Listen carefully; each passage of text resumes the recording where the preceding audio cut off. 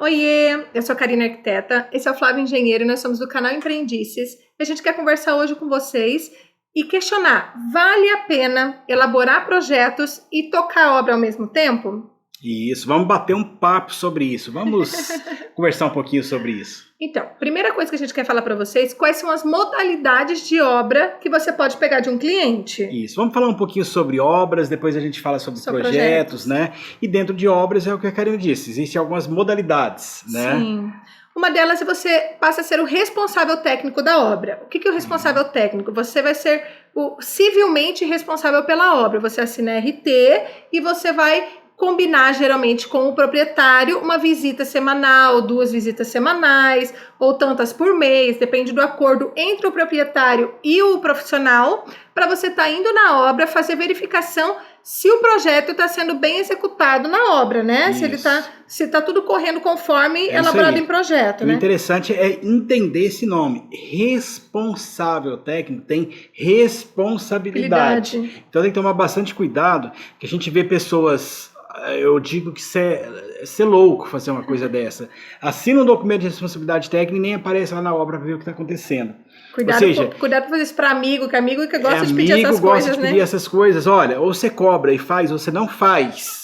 Porque é a melhor coisa que você tem a fazer. É agir com responsabilidade. Isso é muito sério que a gente está falando. A gente já viu coisas acontecerem por aí, de casos que a gente viu e as pessoas contaram pra gente que você não acredita, né? Então é muito importante isso. Quantas vezes a gente recebeu ligação no escritório? Várias vezes. De pessoas pedindo pra gente assinar como responsável técnico, mas a gente não assina. Se for pra não assumir uma obra... Isso, não se deixa deixar essa luzinha brilhar. Eu vou só assinar aqui, vou ganhar dinheiro. Esquece. Ou você atua como... O risco é muito grande. Ou você atua como responsável e tem responsabilidade sobre isso, ou nem assina. Essa é a nossa recomendação para você, tá? É, importantíssima. Isso. E a outra modalidade é o gerenciamento da obra, né, Flávio? Você quer explicar pra gente? O gerenciamento de obra é algo que a gente tem visto que tem bastante no mercado, né? Tem muitas pessoas que fazem gerenciamento de obra. O que é o gerenciamento de obra? Basicamente, você vai fazer toda a gerência da obra, coordenando as equipes e as compras de materiais, em troca de um percentual do custo da obra, né? Então esse percentual varia, eu já vi 10, 12, 15%, então assim, depende muito do que você vai combinar. O acordo, né? O acordo que você vai ter exatamente com o proprietário da obra. O gerenciamento de obra, não necessariamente você vai contratar a equipe, o pedreiro, o servente, o carpinteiro, não. Pode ser que o proprietário contrate um construtor que vai fornecer toda a mão de obra, mas você vai estar gerenciando ali. O que é gerenciar? Entrar em contato com ele, definir as etapas da obra, acompanhar, fazer o relacionamento, verificações e principalmente a questão da aquisição dos materiais. Por que se faz muito isso? Porque o dono da obra, ele não tem tempo, às vezes, de comprar material, ir atrás, buscar uma licença. Né? Ou como? É bem comum isso, né? Verdade. Então é muito comum isso. Né? Então, isso pode acontecer. Então, o gerenciamento de obra, é importante você ficar atento em relação a esse detalhe. Tá? Sim. E outra modalidade é a empreita global. Sim. Que geralmente é chave na mão, né? O proprietário ele não quer ver material, ele já tem os projetos todos prontos, até o acabamento, tudo direitinho. Ele vai dar o projeto na mão da pessoa que vai tocar a obra dele e vai pegar no final. Ele vai ali só para ficar olhando como é que vai o andamento, mas em geral ele não vai correr atrás de material, de mão de obra, ele não quer se incomodar com nada. Exatamente. Né? Geralmente é um pouco mais caro essa modalidade, né, Flávio? Sim, um pouco mais caro pro contratante ali, né, proprietário, mas assim, pro arquiteto e pro engenheiro é a mais rentável de todas as três. Sim, é a mais rentável, né? É verdade. Agora, o que acontece?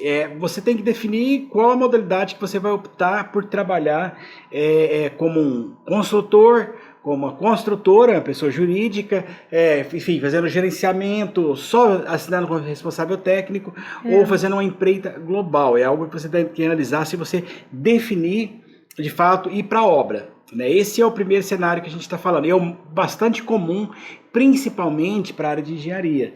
Bastante. Eu vou dizer que de 10 engenheiros que eu conheço, talvez 7 engenheiros foram para a área de obras, resolveram trabalhar com obras, né?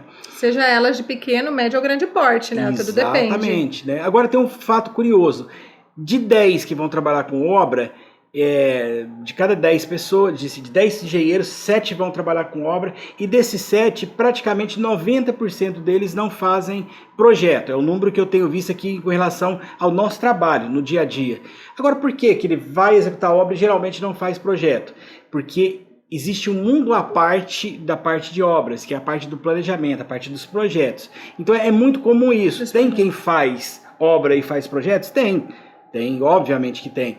Né? Mas a grande maioria inicia, às vezes até fazendo projetos, depois percebe que não tem conseguido fazer um bom trabalho do ponto de vista de qualidade, tempo, porque o seu foco está em obra, está em compra de material e acaba não conseguindo parar para projetar. Né? Sim. E quando o projeto acaba não tendo condição de fazer um projeto com tanta qualidade igual a quem só faz projetos.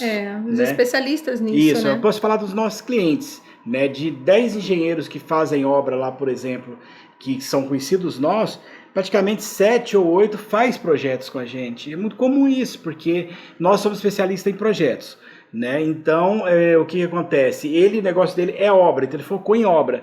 Então é muito comum isso acontecer. A gente está abrindo aqui um leque agora para você pensar em relação ao seguinte: fazer obra e projeto ao mesmo tempo. Muita gente começa fazendo os dois e depois acaba dividindo, escolhendo uma determinada área para trabalhar. Vamos falar um pouquinho agora sobre projetos? Sim. Então, projeto também, existem vários segmentos que você pode trabalhar. Você pode atender a pessoa física, que é o cara que ele quer construir o comércio dele, que ele quer construir a casa dele, que ele quer a empresa, a sede da empresa dele, enfim, a pessoa física ou a pessoa jurídica, que são segmentos até parecidos, né, Flávio? Só que você vai, às vezes, tem segmentos de empresa que elas têm a matriz e as filiais, então tem profissionais que são elaboram projetos específicos só de certas redes, por exemplo, também é um segmento, né?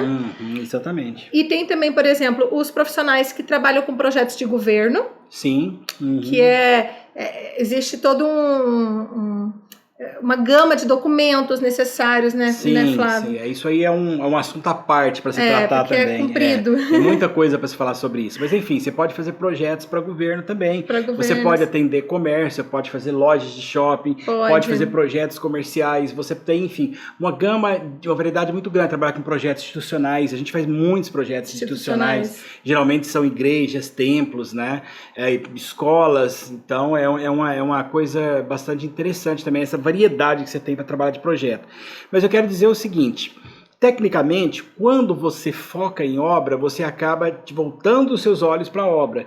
Quando você foca em projeto, você acaba voltando os seus olhos para o projeto. E você acaba se tornando um especialista.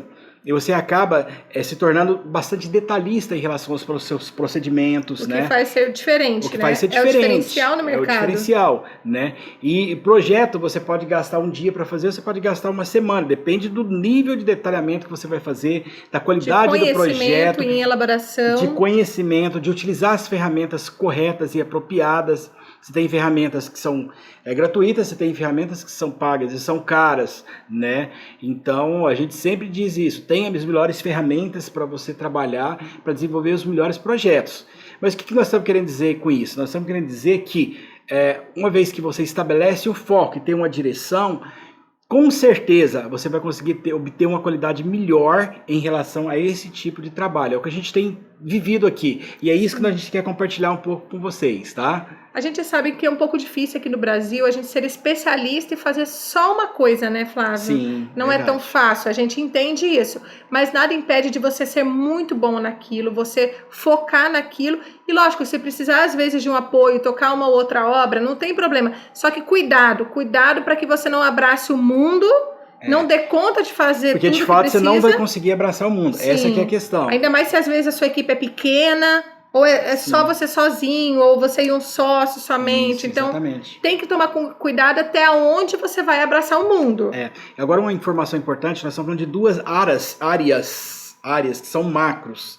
A gente está falando de uma área macro de obra e falando de uma área macro de projetos. Né? Então nós não podemos nos dar o luxo de sermos especialistas. Eu vou fazer somente projetos da área de engenharia civil e dessa área de projeto eu vou fazer especificamente projetos de fundação. Há quem consiga fazer isso, né? Mas assim, acaba se limitando bastante em termos de projeto. Depende da região que você mora, a área que você atua, o nicho de mercado que você escolheu. Cada caso é um caso específico. Exatamente. Mas dentro da área de projeto, você tem muita coisa para poder desenvolver em termos de projeto. Uma gama enorme, né? Uma gama enorme. Se você pega a engenharia elétrica, você tem uma gama de vários, projetos que você pode desenvolver, né? Se você pegar a área de engenharia civil, você tem vários projetos que você pode desenvolver também, né? E dentro de cada área dessa, você tem outras sub-áreas macros, aquele que se trabalha com parte de infraestrutura. Eu estou falando isso porque eu sou engenheiro civil e eletricista, então eu conheço bem essas grandes áreas macros. Ou você, como engenheiro civil, vai para a área de infraestrutura, vai desenvolver projetos de saneamento, vai desenvolver projetos de terraplenagem, drenagem, pavimentação e etc. Você vai para a obra civil, projeto de obra civil, ou você vai desenvolver projeto de estrutura, de fundação, projeto hidrossanitário, você é engenheiro eletricista, vai para a área de telecomunicações, projetos de telecom, rede, projeto elétrico, projetos de medição agrupada, enfim, subestação, você tem uma alta, média, baixa tensão, então você tem uma gama muito grande de áreas para você atuar, né? O que a gente tem comentado aqui para você entender é o que você de fato, o que mexe com você, o que é bom para você, o que você olha e fala assim, caramba, isso eu gosto de fazer. Se identifica. Se identifico bastante com isso. Então essas grandes áreas macros é que a gente quer que você comece a pensar, o que eu vou fazer? Né? É sim, pessoal, é isso aí. Um abração, até o próximo vídeo. Um abraço.